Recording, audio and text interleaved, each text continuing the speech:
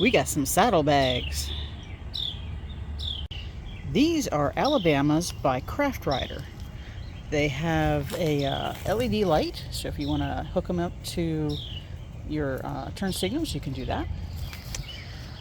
They are about 8 inches wide. There's Mr. Fricassee. Hey, Fricassee. They're about 21 inches from front to back and a little over, I think, 16 inches top to bottom. And I think for a bike this small, they're just about perfect.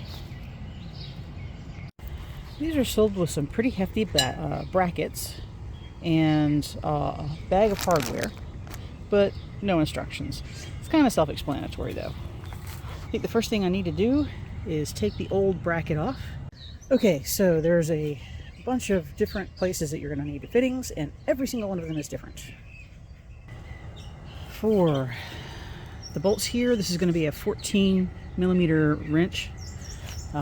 This one is going to be a 5 millimeter Allen key, and this down here is going to be a 6 millimeter Allen key and a 13 millimeter socket wrench for the back. Okay, let's get this bottom undone.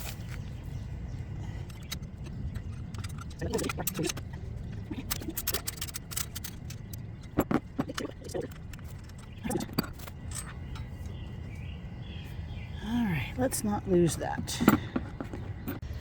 Alright. This one should be just a thread straight into the back. I don't believe there's a bolt on the other end. It felt like there was like the bolt was welded. Yeah, that's a bolt. That's welded in. So this just needs to come out by itself.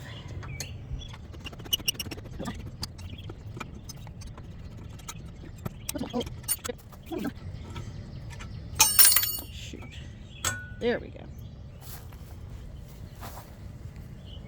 Number 2 of 3 is done. And now for the last one. This is 14 millimeters.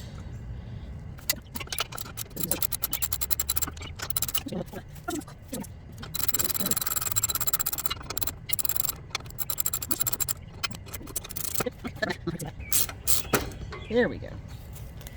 Okay. That could be problematic. Alright, let's see what I can do about that. So I wasn't going to do this, but I figure in for a penny, in for a pound. Since I already have the bolt out of the top of that shock, I figured let's go ahead and put on the new Hagon shocks that I got from England. It's just supposed to be much better, much softer, much, etc., etc. So the best way I found to put this in is to come in from the bottom. If you pull it in under here first, it's easier to pull it up into place instead of trying to go in from the top. Okay, when I watched Teacher T do this, he had a little jack he could use to jack this up. And I don't have that, but I do have a crowbar and some wood. Let's see if I can lever this puppy up.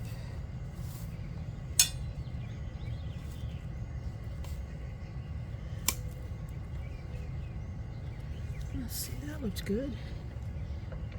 There we go.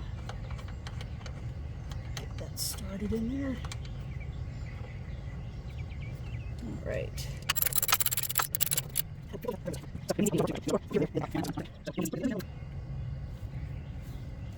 I will figure out what the torque is for that after I'm done with the other side. So, you don't need anything fancy. All you need is a 2x4, two 2x4s actually, and a good strong crowbar. Put one under here, the other under there, and lift on the back tire. Now, I am also on my center stand. So, you don't need fancy equipment, you just need a little ingenuity and a little oomph. A bit of a different problem on the left side is that the I'll just show you. So instead of the shock being too high and the tire needing to be raised in order for this to go, for the bolt to go in, now I've got to make the shock raise up without moving it forward like this. So I got to figure out how to center this without it being, it's just going to be problematic. So I got it in.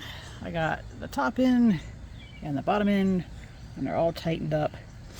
And what I ended up doing is taking the top bolt out so that I could then line this up by hand and get that mostly in and make sure that it was catching on the back, because what was happening is the back bolt is welded on slightly off kilter, so the bolt was going in and hitting the top of the bracket here before it was ever reaching the bolt. So I had to be able to have that whole thing loose so that I could wiggle it in place until it actually lined up. From there, this was off, obviously, but this one was a little bit easier because what I ended up doing was lining up the hole first with a screwdriver and kind of sticking the screwdriver in and wriggling it around so that it would center everything. And then once I started getting it in, I had to actually use the screwdriver here to lever it a little bit, just a little bit, so that it would line up. And once it got to the other side, it was fairly easy. So now that I'm down here, I'm noticing that my chain is super duper loose. So I need to go inside and figure out how to get the back end loose so that I can tighten the chain so that I'm not running with a super loose chain. So this is supposed to be, you're over here.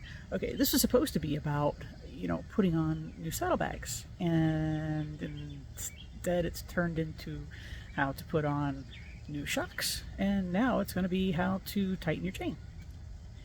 It's, you never know what I'm going to get into. So let's go inside, see if I can figure that out, and either I'll end this video here or I'll be back with instructions. Okay, this should be fairly easy if I have my tool case. So let's see if I have something I've never checked. Oops, I don't fall. Do I have a set of tools and this little thing? Oh, did I? Huh, did I lock it or not lock it? Huh. No, it just took two hands to open it. And I do not have a tool case or toolkit. So, and the problem is I do not have a wrench big enough to go on that nut. So, and that looks pretty rounded over. Huh. Anyway, this may be a 2-day job. So I will get back with y'all as soon as I figure it out, and maybe see you in the next video. We'll see.